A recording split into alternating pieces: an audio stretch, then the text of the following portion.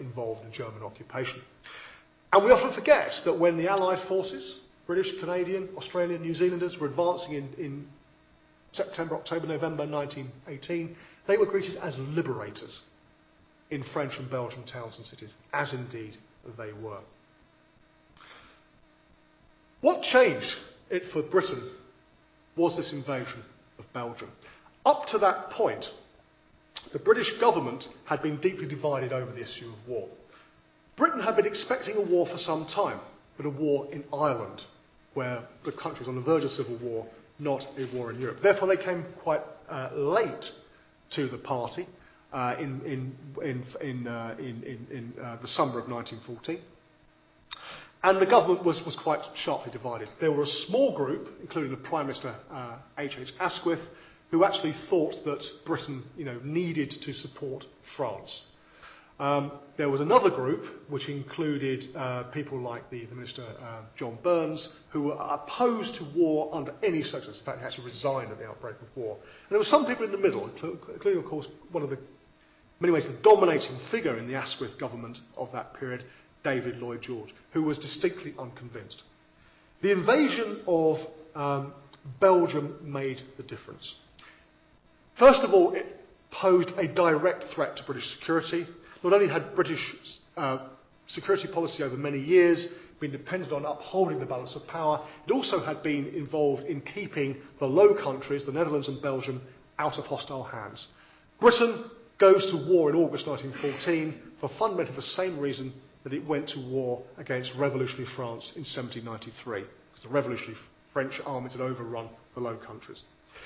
It also, I think, was seen as a terrible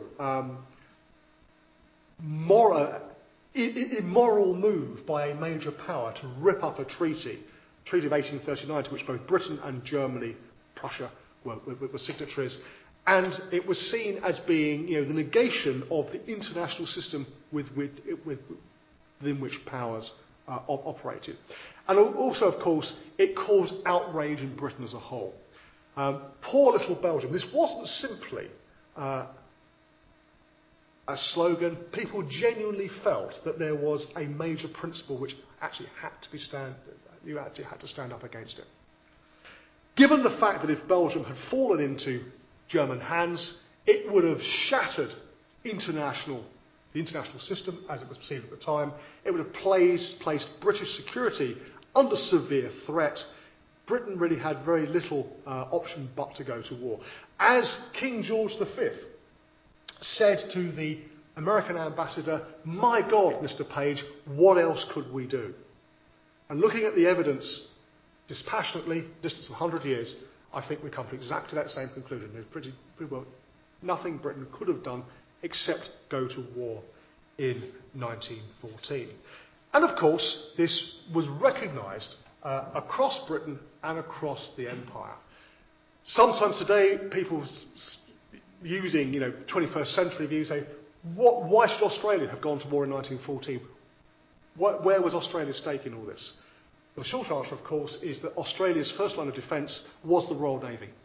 If Britain had been defeated, if the Royal Navy had been taken out of the equation, then Australia would have been open to incursions not merely by the Germans, of course, close by in various colonies, but also, of course, the Japanese, who, although allied to the British, much to the disgust of the Australians, were even at that stage being regarded with some suspicion by Australians. So the empire, or at least the dominions in 1914, I think, had at least as much to gain and as much to lose by Britain being defeated in that First World War.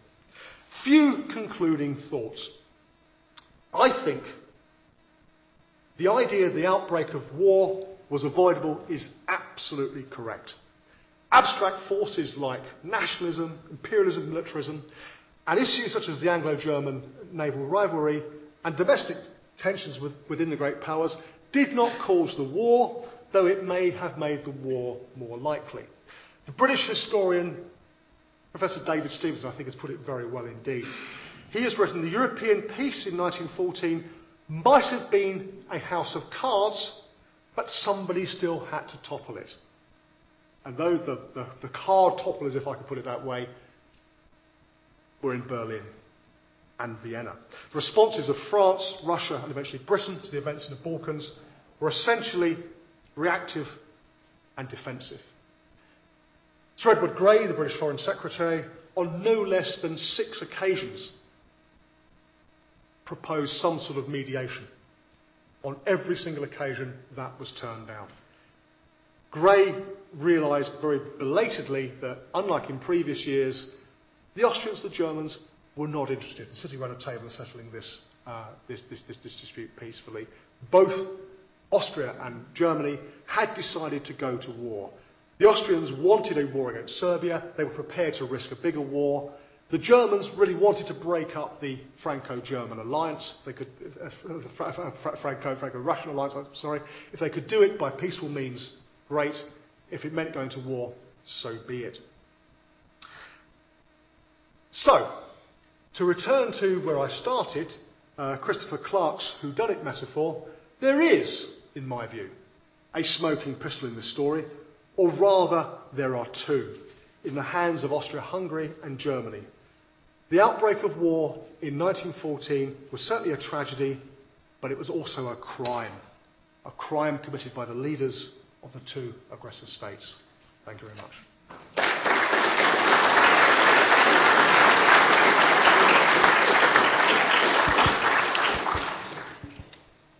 Thanks very much for that, Gary.